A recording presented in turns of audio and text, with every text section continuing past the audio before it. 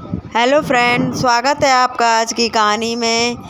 शुरू करते हैं आज की कहानी। शुरू करने से पहले चैनल को लाइक करें, सब्सक्राइब करें और ज़्यादा से ज़्यादा शेयर करें और प्लीज़ कहानी को एंड तक सुनें। और तो आज हम आपके लिए सुनाने जा रहे हैं दो बूढ़ी औरतों की कार्तिक मास के स्नान की कहानी। क्या महत्व होता है, तो आइए शुरू करते हैं आज की कहानी, एंड तक सुनें।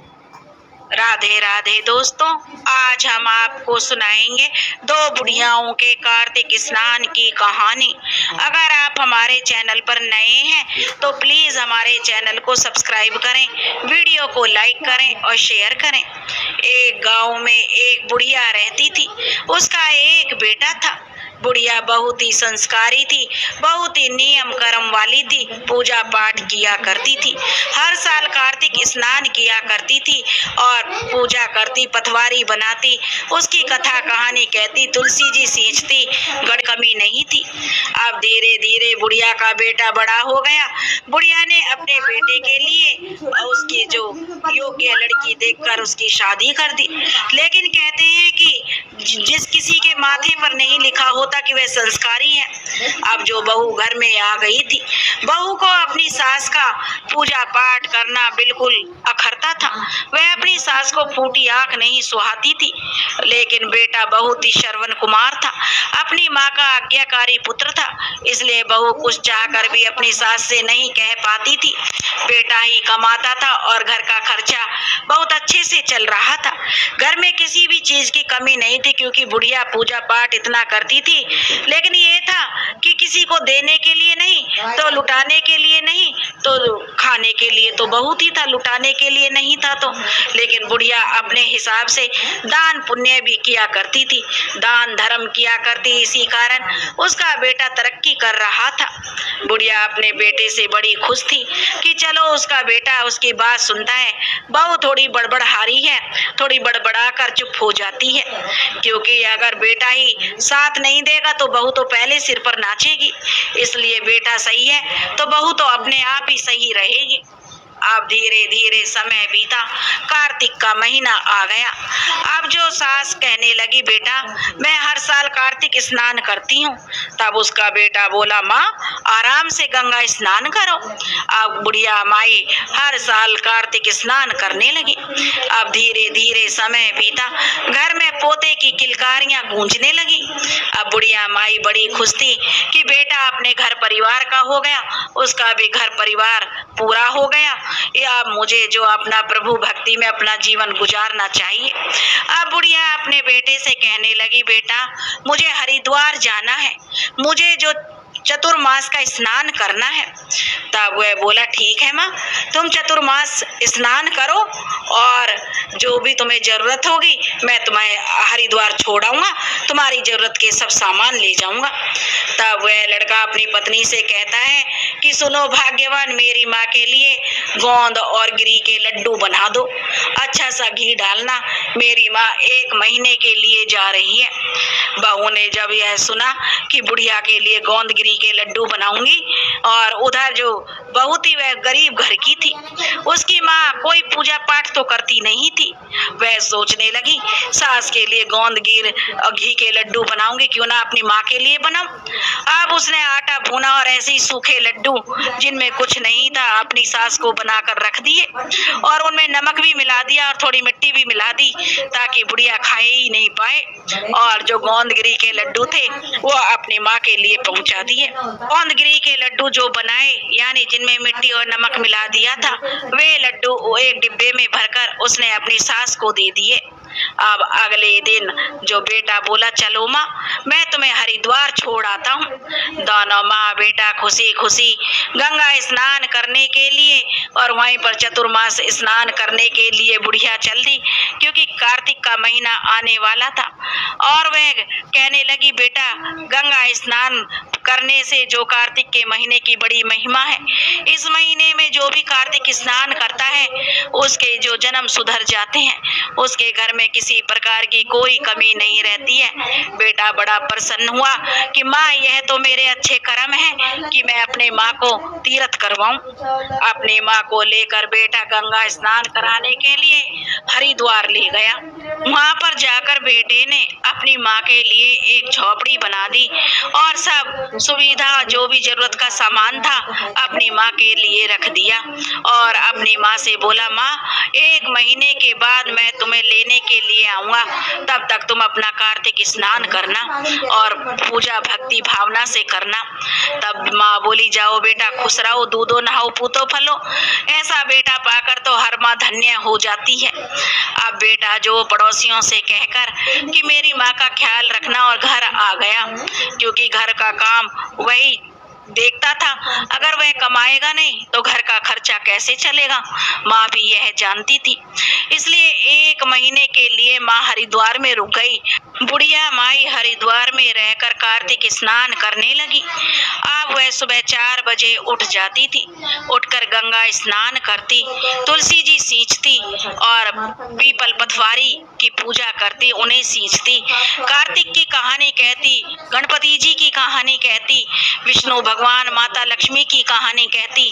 उसके बाद अपना काम करती और जो समय बचता उसमें अपने अड़ोसी पड़ोसियों को इकट्ठा करके भगवत चर्चा किया करती थी। इससे सभी बहुत खुश थे और धीरे धीरे समय बीत रहा था। बुढ़िया माई ने देखा कि जो बहू ने लड्डू दिए थे तो वह खाने के लिए लड्डू खोलती तो देखती है कि उसमें जो लड्डू थे गोंदगिरी के लड्डू बने हुए, बड़ी आशीष देने लगी। मेरी बहू ने कितना घी डाल डाल के लड्डू बनाए हैं, क्योंकि कार्तिक भगवान की कृपा से वो गोंदगिरी के लड्डू के एकदम अच्छे बन गए थे, जिनमें सब मेवा पड़ी हुई थी। अब वह दिली दिल अपने बेटा बहू को आशीष देते हुए नहीं थकती थी कि मेरे बेटा बहू कितने अच्छे से मेरा ख्याल रखते हैं। धीरे धीरे समय बीत रहा था। कार्तिक महीने के 4 दिन रह गए। एक दिन बुढ़िया माई झोपड़ी में रात को बैठी हुई कीर्तन कर रही थी। तभी उसकी झोपड़ी पर जो दरवाजा था उस पर जोर से आहट हुई। तब उसने दरवाजा खोलकर पूछा कि कौन है भाई। बाहर से आवाज आई कि बुढ़िया माई मैं सावन हूँ। बुढ़िया माई बोली, सावन? हाँ बुढ़िया माई भूख लगी है। तब बुढ़िया माई बोली, आजा बेटा लड्डू खा ले। सावन में की तो बड़ी महिमा है। महाशिवरात्रि आती है, कावड़ लेके जाते हैं भगवान भोलेनाथ को, जो जल चढ़ाया जाता है। सावन महीने की बड़ी महिमा अपरंपार है। उसने 1 लड्डू दिया और जो सावन ने खा लिया और वह 1 लात बुढ़िया की झोपड़ी में मार कर चला गया। अब बुढ़िया की झोपड़ी का एक सिरा जो सोने का बन गया। अब अगले दिन भादो आया। भादो ने कहा, बुढ़िया माई भूख लगी है। बुढ़िया माई बोली, कौन है? बोला, मैं भादव हूँ। आजा बेटा। भादो में तो देखो भगवान श्री कृष्ण का जन्म मनाया जाता है। भादो में कितना अच्छा लगता है, कितनी अच्छे से जन्माष्टमी आती है। तब वह बोली, हाँ बहुत अच्छा है। भादो को भी उसने 1 लड्डू दिया और लड्डू देकर उसे भी जो विदा कर दिया। भादो ने भी 1 लात बुढ़िया की झोपड़ी में मारी। बुढ़िया की झोपड़ी का दूसरा कोना भी सोने का हो गया। अब तीसरे बार जब तीसरी रात थी तो बुढ़िया भजन कीर्तन में थी। तो अब जो अश्विन महीना आया, अश्विन महीना आया सौज का, तो उसने भी बुढ़िया के दरवाजे को खड़खड़ाया। बुढ़िया ने कहा, कौन है? अब बूढ़ी माई, मैं सोज। आजा बेटा, अब भूख लगी है तो ले लड्डू खा ले। उसने भी लड्डू खाया। कहने लगा, अश्विन महीना कितना पवित्र होता है। क्यों? पितृपक्ष आता है, माता के नवरात्रे आते हैं, सब बुराई पर अच्छाई की जीत होती है। अब अश्विन भी जो बुढ़िया माई की झोपड़ी में 1 लात मार गया। बुढ़िया माई की झोपड़ी का तीसरा जो सिरा था वह भी सोने का हो गया। अब चौथा दिन था, आखिरी दिन था, कार्तिक का दिन था। अब चौथे दिन कार्तिक आया। कार्तिक ने भी दरवाजा खड़खड़ाया। अब बुढ़िया माई बोली, कौन है? अब बूढ़ी माई, मैं हूँ कार्तिक। अब तो आजा। कार्तिक का महीना कितना पवित्र होता है। दीपावली आती है और दशहरा आता है, कितने अच्छे से भगवान की पूजा होती है और बुराई पर अच्छाई की जीत होती है। लोगों का यह जन्म तो सुधरता ही सुधरता है कार्तिक स्नान करने से, पर लोक भी सुधर जाता है। लोगों के घरों में अन्न धन के भंडार भर जाते हैं। सब त्योहार आते हैं, धनतेरस आती है, गोवर्धन आता है और दीपावली खुशियां लेकर आती है। अब बुढ़िया माई ने एक लड्डू कार्तिक को दिया और कार्तिक भी जो लड्डू खाकर वहां से विदा हो गया और जाते टाइम उसने भी बुढ़िया की झोपड़ी में एक लात मार दी तो बुढ़िया की पूरी झोपड़ी सोने की हो गई। अब बुढ़िया का कार्तिक स्नान पूरा हो गया था। वहां पर बुढ़िया ने अपने ब्राह्मणों को भोजन करवाया और जो क्योंकि अंधन का ढेर लग गया था, सोने की झोपड़ी हो गई थी। बुढ़िया के मन में जितना आया उसने खूब दान पुण्य किया और उसके बेटे ने देखा कि अब 1 महीना हो गया है तो मैं अपनी माँ को लेने जाऊंगा। बेटा पालकी सजाकर अपनी माँ को लेने के लिए चल दिया। जब वह हरिद्वार में गंगा नदी के किनारे पहुंचा, जहाँ अपनी माँ के लिए झोपड़ी बनाकर आया था, देखा तो वहाँ पर तो माँ की झोपड़ी है ही नहीं, वहाँ तो सोने का महल खड़ा है। अब जो उसने पड़ोसियों से पूछा कि मैं यहाँ पर अपनी माँ को छोड़कर गया था, तब वह कहने लगी अंदर चले जाओ, तुम्हारी माँ की ही तो झोपड़ी है। अरे यह झोपड़ी थोड़ी है, मैंने तो अपनी माँ के लिए जो बल्लियों से और फूस से झोपड़ी बनाई थी।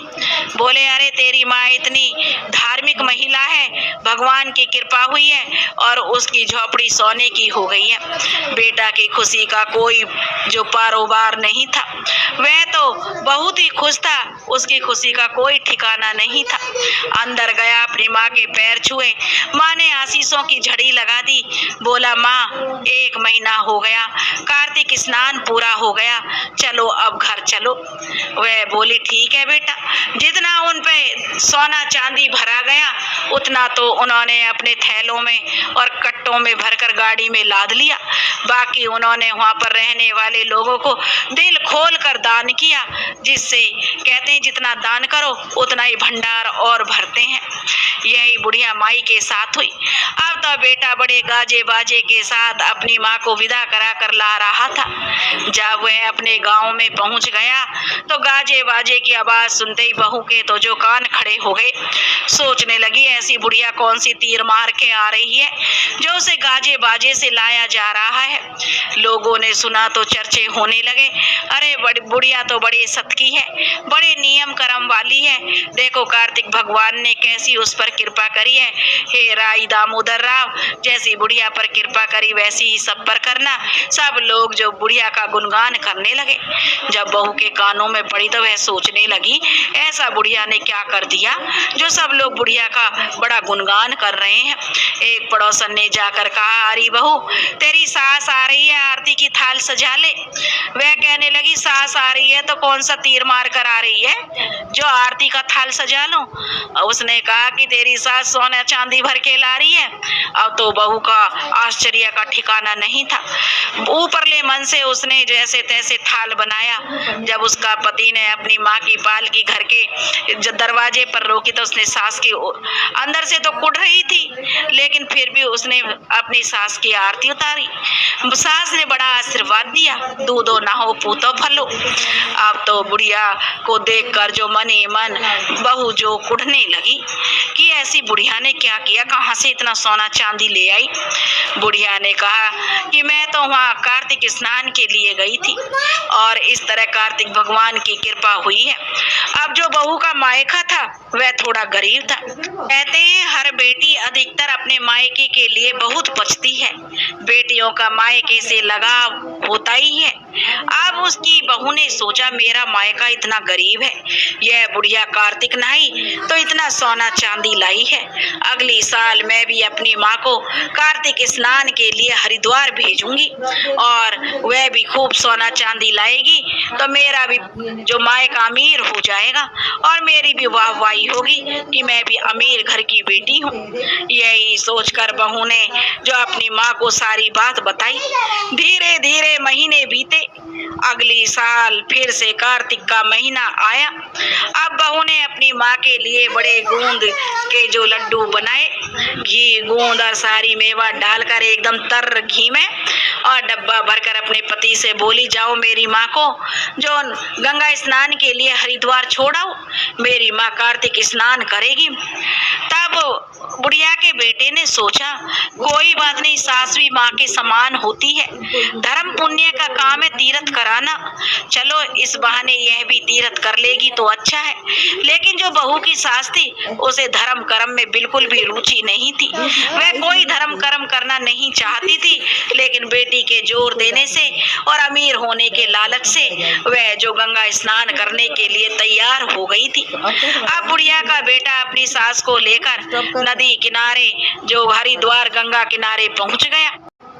अपनी सास को लेकर नदी किनारे जो हरिद्वार गंगा किनारे पहुंच गया। वहां पर उसने जहां अपनी माँ के लिए झोपड़ी बनाई थी, ऐसी झोपड़ी अपनी सास के लिए बना दी और कहने लगा अपनी सास से, माताजी जब 1 महीना हो जाएगा तो मैं तुम्हें लेने आ जाऊंगा, आप यहाँ पर रहकर गंगा स्नान कीजिए, कार्तिक के महीने का गुणगान कीजिए, और कार्तिक के महीने की बड़ी महिमा है कार्तिक स्नान की, इसलिए आप यहाँ भगवत भजन कीजिए और अपना समय काटिए। और पड़ोसियों से कहकर बेटा जो था बुढ़िया का वो अपने घर आ गया। अब वहाँ क्या था कि बुढ़िया जो थी बहू की माँ, वह कोई कार्तिक स्नान करती ही नहीं थी। मन मर्जी हुआ तो सोकर उठती, मन मर्जी हुआ बनाकर खा लेती। बेटी ने जो लड्डू दिए थे गोंदगिरी के, उन्हें खाती और मजे से सोती रहती। कोई पूजा पाठ धर्म कर्म कुछ नहीं करती थी। पड़ोसी सोचते, पहले वाली बुढ़िया आई थी, कितनी पूजा धर्म कर्म किया करती थी। सब लोग सोचते कि हम उसके पास रहकर कितना ज्ञान उनसे सीखे थे, लेकिन यह बुढ़िया तो बाहर निकलती ही नहीं है, दोपहर को उठती है तब नहाती है। लेकिन लोगों को क्या पड़ी है, कोई कभी भी करो। अब धीरे धीरे जो कार्तिक महीने के 4 दिन रह गए। अब सावन आया, सावन ने दरवाजा खटखटाया। दरवाजा खटखटाया तो बोली कौन है? मैं सावन। सावन है तो क्या सिर पे नाचेगा? बोला भूख लगी है, एक लड्डू दे दो। तो वह बोली मेरे पास नहीं है कुछ भी, भाग जाए यहाँ से। वैसे ही गिने चुने रखे हुए हैं, वैसे ही बनाने खाना पड़ रहा है यहाँ पे। उसने सावन को धमका कर भगा दिया। अब सावन ने जो एक लात मारी, उसकी झोपड़ी का एक सिरा गिर गया। अब जो भादो आया, भादो ने अगली रात फिर उसका दरवाजा खटखटाया। बुढ़िया सोती हुई चिल्लाई, रे कौन दुष्ट आ गया, क्यों नींद को खराब कर रहा है, कम से कम चैन से सोने तो दो। वह बोला मैया मैं भादव हूँ। अब कौन भादव? मैं किसी भादो वादो को नहीं जानती, अपना रास्ता नाप, मुझे सोने दे। और आकर नींद में खलल डाल देते हैं। भादो बोला मैया मैं भूखा हूँ। अब भूखा है तो फिर मैं क्या करूँ, मैंने कौन से यहाँ भंडारे चला रखे हैं। और उसने भादो को भी वहां से भगा दिया। अब तीसरा महीना सौज यानी अश्विन का आया। अब तीसरी रात थी। तीसरी रात आकर अश्विन ने जो दरवाजा खटखटाया, बुढ़िया तो जो वैसे ही खार खाए हुए बैठी थी, दरवाजा मारा अश्विन के मुंह पर देकर और कहने लगी क्या है? अख मैया भूख लगी है। भूख लगी है तो यहाँ का मैं तुम्हारे लिए 56 भोग बनाकर बैठी हूँ, जो तुम्हें भोग खिलाऊंगी। अपने लिए तो मेरे से होता नहीं है, जैसे तैसे बनाती हूँ। रोज देखो कोई ना कोई रात में आकर खड़ा हो जाता है, कभी कोई फरमाइश कभी कोई फरमाइश, जैसे मैं इनके लिए यहाँ पर आकर बैठी हूँ। अब अश्विन भी चला गया और उसने भी बुढ़िया की झोपड़ी में लात मारी, बुढ़िया की झोपड़ी गिर गई। अब अगली रात कार्तिक आया। टूटी फूटी झोपड़ी में बुढ़िया कंबल ओढ़े लौट रही थी। उसे तो ठंड लग रही। कार्तिक आया, उसने दरवाजा खटखटाया। अब बुढ़िया को गुस्सा चढ़ा हुआ, डंडा लेकर बैठी, बोली भाग जा यहीं से। कार्तिक तो बोल भी नहीं पाया, उससे पहले ही बोली भाग जा नहीं तो डंडे बजा दूंगी। 3 पहले आए, दुष्ट मेरी जो झोपड़ी को गिरा कर चले गए। और अब तू और आ गया रात को ही आना हो। जैसे तैसे जाड़े में समय काट रहे हैं, बुढ़ापे में इनको बना के रख दो, आ जाते हैं भिखमंगे कहीं से भी मांगने के लिए। इस तरह से बुढ़िया जो डंडा लेके कार्तिक के पीछे भागी, कार्तिक तो वहां से चला गया और बुढ़िया जो गधी बन गई। कार्तिक के श्राप से बुढ़िया गधी बन गई। अब जो वह तो अपनी झोपड़ी में इधर उधर घूमने लगी। अड़ोस पड़ोस के लोगों ने देखा कि इस झोपड़ी को तो गिरी पड़ी है, इसमें तो बुढ़िया रहती थी, लेकिन बुढ़िया की जगह झोपड़ी में जो एक गधी बैठी हुई थी। अब कार्तिक का महीना समाप्त हो गया था। अब जो बेटा जो था बुढ़िया का, वह अपनी सासू माँ को लिवाने के लिए हरिद्वार आ गया। हरिद्वार आ गया और उसने पड़ोसियों से पूछा कि यहाँ मैं अपनी सासू माँ को छोड़कर गया था, वो कहीं दिखाई नहीं दे रही। पड़ोसी बोले, अरे दिखाई क्या नहीं दे रही है, तेरे सामने तो जो रेंग रही है यही तो है। वह बोला, अरे क्यों मजाक करते हो, अच्छा भला इंसान मैं छोड़कर गया हूँ और यह तो गधी है। वह कहने लगे, अरे भैया यह गधी तेरी सासू माँ है, इसने कोई भी पूजा पाठ नहीं की। तब बेटा बोला, क्यों, मेरी सास तो कार्तिक स्नान के लिए यहाँ रुकी थी, उसे तो चातुर्मास से स्नान करना था। तब पड़ोसी कहने लगे, अरे भैया तुम्हारी सास का तो कहना ही क्या, पहले वाली जो बुढ़िया आई थी 4 बजे उठकर स्नान करती थी, हम लोगों को भी जगा दिया करती थी, सबको कथा कहानी सुनाया करती, पूजा पाठ के नियम समझाया करती और कितना अच्छा ज्ञान हमें देती थी। लेकिन अब की बार जो यह बुढ़िया आई है, इससे तो पूछो ही मत, पता नहीं 12-1 बजे तक सोती है, दोपहर में स्नान करती है, मन में आया तो कर लिया, नहीं आया तो कोई बात ही नहीं है, झोपड़ी में पड़ी पड़ी सोती रहती है, ना कोई साफ सफाई ना कुछ, कितनी मलिनता के साथ रहती थी। अब जो बेचारा बेटा जो था बुढ़िया का क्या करता, अब उसने उस गधी के गले में एक रस्सा डाला और उसे लेकर चल दिया। घर पर तो जो बहू थी वह बड़ी खुश हो रही थी, आज तो मेरी माँ आएगी, उसने जो आरती का थाल सजा लिया, मेरी माँ भी धन के जो बोरे भर भर कर लाएगी। बड़ी खुश थी, सुबह से ही उसने जो 56 प्रकार के तो भोग बना डाले, अपनी माँ को ये खिलाऊंगी वो खिलाऊंगी, आरती की थाल सजा ली। लेकिन सोचने लगी अब तक बैंड बाजे की आवाज नहीं आ रही, अपने पति को बताऊंगी, मन में सोचने लगी अपनी माँ को तो बैंड बाजे से लाया था, लेकिन यह तो मेरी माँ है ना, लारा होगा चुपचाप, बुढ़िया का जो बेटा है माँ का बेटा है। तरह तरह की बातें सोचने लगी। जब बेटा घर पहुंचा, उसने दरवाजा खटखटाया तो बहू समझ गई मेरी माँ आई है। आरती का थाल लेकर दौड़ी दरवाजे की तरफ, जाकर दरवाजा खोला तो देखा उसका पति एक गधी को लेकर खड़ा है। तब वह गुस्से में बोली, मेरी माँ कहाँ है और मेरी माँ को तुम बैंड बाजे से क्यों नहीं लाए, मुझे भी तो अपनी जैसे तुम्हारी माँ की आरती की थी अपनी माँ की आरती करनी है। बेटा बोला, हाँ तो गुस्सा क्यों हो रही हो, कर लो आरती, अब कहाँ है मेरी माँ, कि ये तेरी माँ ही तो है। बोली, मजाक मत करो, तुम मेरी माँ के साथ ऐसे कैसे बोल सकते हो, मेरी माँ कोई गधी है, गधी को मेरी माँ बना रहे हो। वह बोले, मैं तो कुछ नहीं कह रहा, जैसा कर्म वैसा आगे आ रहा है, यह तुम्हारी माँ है कोई और नहीं है। अब गधी भी रखने लगी, अपनी भाषा में बताने लगी कि मैं ही तेरी माँ हूँ, और अपनी बेटी से जो गर्दन हिला हिला कर उसके मुंह से लगने लगी। अब बेटी उसे दुत्कारने लगी, परे हट, यू कैसी गधी लेके आए हो, मेरे पीछे पड़ रही है। वह बोलिया, गधी नहीं है, यह तेरी माँ है। अब बेचारी करती क्या, मानना पड़ा कि उसकी माँ है। अब वह बड़ी रोने लगी कि मेरी माँ गधी कैसे बन गई। अब जो बेटा बहू और बुढ़िया ने सलाह दी अपने बेटा बहुओं को कि एक काम करो, किसी अच्छे जानकार विद्वान को बुलवाओ और उनसे पता करो कि यह गधी कैसे बन गई है समदन जी। अब बेटा ने जो वहाँ के जो पुरोहित जी थे उनको बुलवाया और उनसे बताई पूरी बात। पुरोहित जी, मेरी माँ गंगा स्नान करने गई थी, कार्तिक स्नान, तो मेरी माँ तो सुबह ही वहाँ पर पूजा पाठ करती थी, गंगा में स्नान करती थी, तुलसी सींचती थी और पथवारी और पीपल सींचती थी, सारा दिन भजन कीर्तन किया करती, भगवत कथा में इनका समय बीतता था। क्योंकि जैसा पड़ोसियों ने बताया था, बेटा ने सब ऐसा ही बताया। पुरोहित जी ने कहा, अच्छी बात है बेटा। तब बोले, यह मेरी सास है, यह बोली मुझे भी चातुर्मास का स्नान करना है, तो मैं अपनी सासू माँ को भी हरिद्वार गंगा स्नान के लिए छोड़कर आया था।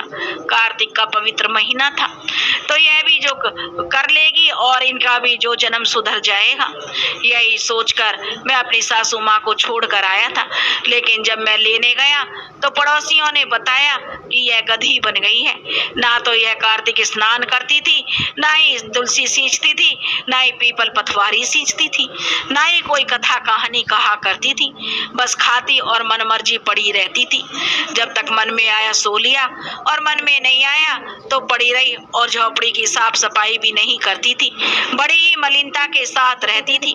जब पुरोहित जी ने सारी बात सुनी और उन्होंने ध्यान लगाया तो वो कहने लगे कि हे उसकी जो बहू थी बुढ़िया की, अब बेटी तुम्हारी माँ ने जो कार्तिक भगवान का अपमान किया है, इसलिए इसको श्राप मिला है और अब यह गधी बन गई है। अब जो बेटी रोने लगी, पुरोहित जी के पैरों में पड़ गई कि हे पुरोहित जी, कोई तो ऐसा उपाय बताइए जिससे मेरी माँ अपने मनुष्य की योनि में आ जाए। पुरोहित जी बोले, अब जब कार्तिक महीना आएगा और तुम्हारी सास स्नान करेगी तो उस स्नान से पूरा 1 महीना, कार्तिक का महीना, इसको स्नान कराना, तब ये अपने वास्तविक रूप में आ जाएगी। बहू ने कहा ठीक है, ऐसा ही होगा। अब 1 साल का समय काफी लंबा होता है। अब बहू उस गधी को अपनी माँ को आंगन में बांध देती, खाना पीना देती। बच्चे तो होते ही थोड़े नटखट हैं, जब वो रैंकती, शोर मचाती तो 1-2 डंडा उसमें टेक देते। अब जो उसकी बेटी बहुत मना करती, ये तुम क्या करते हो, कहीं नानी को मारते हैं क्या? लेकिन बेटा तो टेक ही देते थे। अब क्या करते, बच्चे थे। अब कोई भी जानवर है, बच्चे तो कर ही देते हैं। अब बुढ़िया उनको समझाती, नहीं बेटा, वो तुम्हारी नानी ऐसा नहीं करते। बुढ़िया अपने पोते पोतियों को अच्छे अच्छे संस्कार देती थी, जिससे बच्चे अपनी दादी माँ की तो जो बात मान लेते थे और अपनी दादी माँ से चिपके रहते थे। बहू को भी अब अपनी गलती का एहसास हो रहा था। वह मन ही मन सोचती, मैंने कभी भी अपनी सासू को कोई तवज्जो नहीं दी, हमेशा अपनी सास और अपनी माँ को लेकर अपनी सास के साथ पक्षपात किया, कभी उनकी कोई बात नहीं की, बात बात पर उनका अपमान किया। शायद इसी कारण भगवान ने हमें सजा दी है। बहू को गलती का एहसास हो गया, वह अपनी सासू माँ के पैर पकड़कर रोने लगी। सासू माँ ने उसे समझाया, बेटी इसमें कोई बात नहीं, तुझसे जो गलती हुई है उसका प्रायश्चित तू कर रही है। तूने अपनी गलती मान ली तो आधी सजा तो भगवान तभी माफ कर देते हैं जब इंसान अपनी गलती मान लेता है। और धीरे धीरे समय बीता, महीने पर महीने बीतने लगे और कार्तिक का महीना आ गया। अब कार्तिक का महीना आ गया, बुढ़िया स्नान करती और गंगा स्नान करने जाती थी बुढ़िया तो, क्योंकि वह तो कार्तिक स्नान करती थी, पूरा तुलसी सींचती, पथवारी पीपल सींचती, उनकी कहानी सुनती और जो पानी होता उसके नहाने का, उसमें से थोड़ा सा पानी लाकर वह गधी के ऊपर डाल दिया करती थी। ऐसे ही यह रोज का नियम बन गया था। अब जो बहू की सास धीरे धीरे रोज पानी उसके ऊपर डालने लगी अपने नहाने का, तो अब जो आखिरी का दिन आ गया, पूर्णमासी का दिन आ गया, तो बुढ़िया ने कहा कि मुझे जो अपना उजुमन करना है कार्तिक का, तो अपने बेटे से बोली, बेटा 11 ब्राह्मणों को बुलवाओ, उन्हें भोजन करवाओ और दान दक्षिणा दो। बेटे ने कहा, माँ ठीक है, मैं अभी ब्राह्मणों को भोजन के लिए बुलाता हूँ। बेटा ने 1 दिन पहले ही ब्राह्मणों को न्योता दे दिया। ब्राह्मण आए, घर में हवन कराया, पूजा पाठ हुई, कार्तिक का महात्म्य सुनाया गया और जो बुढ़िया नहाई और जो पानी था नहाने का वो गधी पर डाल दिया गया। कार्तिक का महात्म्य और कथा कहानी सुनकर और बुढ़िया के 1 महीने के नहाने के पानी से नहाते हुए अब जो गधी थी वह जो बहू की माँ के असली रूप में आ गई। अब उसने जो बुढ़िया के पैर पकड़ लिए और कहने लगी कि समधन जी मुझे माफ कर दो, मैं तो अज्ञानी और मूर्ख हूँ, लालच के बल में गई थी। तुम तो सत के बल नहाई तो कार्तिक भगवान तुम पर प्रसन्न हुए और मैं लालच से नहाई तो मुझे यह सजा मिली। अब जो कार्तिक स्नान हम सच्चे दिल से किया करेंगे। अब तो बुढ़िया के साथ साथ बुढ़िया की बहू, बुढ़िया का बेटा और बुढ़िया की बहू की माँ सब हर साल कार्तिक स्नान करने लगे। अब बुढ़िया का गांव में में भी बहुत मान सम्मान बढ़ गया। अड़ोसी पड़ोसी भी सब बुढ़िया की सलाह लेते थे। कार्तिक के समय बुढ़िया सबको कहानी सुनाया करती थी। सब लोग बुढ़िया माई की जय जयकार करते कि ऐसी बुढ़िया माई हमारे घरों के आसपास है तो अपने आप ही हमारे बच्चे अच्छे संस्कार पाएंगे। अब जो सब कार्तिक मिलकर स्नान करते, गांव गली के सब लोग जो बुढ़िया की देखा देखी कार्तिक स्नान करने लगे। कार्तिक की महिमा अपरंपार है। हे कार्तिक भगवान, हे दामोदर राव, हे विष्णु भगवान, हे माता लक्ष्मी, जैसी कार्तिक मैया तुलसी मैया जैसी बहू की सास को आई वैसी सब किसी को आइयो, जैसी बहू की माँ को आई वैसी किसी को मत आइयो। जो यह कहानी कह रहे हैं और जो यह कहानी सुन रहे हैं उनकी सभी मनोकामना पूरी करना, उनके घर में अन्न धन के भंडार बनाए रखना। दोस्तों, अगर आपको यह कहानी